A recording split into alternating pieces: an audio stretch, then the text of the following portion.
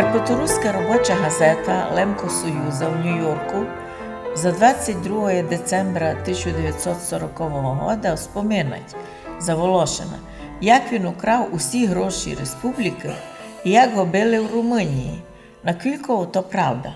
Лемко Карпаторусинська робоча газета «Лемко Союза» в Нью-Йорку за 40-й рік дійсно вспоминає про даже арест Волошина в Румунії.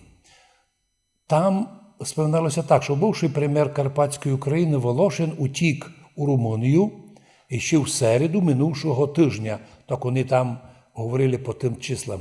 Узнавши, що мадярські війська перейшли границю, Волошин оставив свою столицю в Хусті, забрав державні фонди і втік у Румунію, а на границі румунські власти знайшли в його пантажці, то сумці великій, 6 мільйонів чехословацьких крон. Це була велика сума.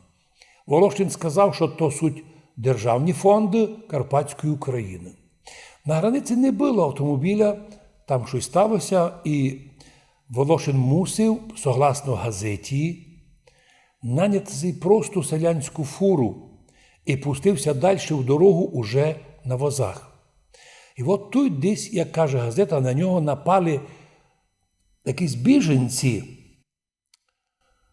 котрі нападали на нього, обвиняли його, що він предатель. Заграничним кореспондентам Волошин давав туди інтерв'ю, в котрому заявив, що Карпатська Україна пропала, бо Гітлер її зрадив. Це так писала газета у Америці. Тобто Волошин увидів, що Гітлер не прийняв його предложення. Тобто ще один доказ, що самся каяв, що він був предателем своєї держави.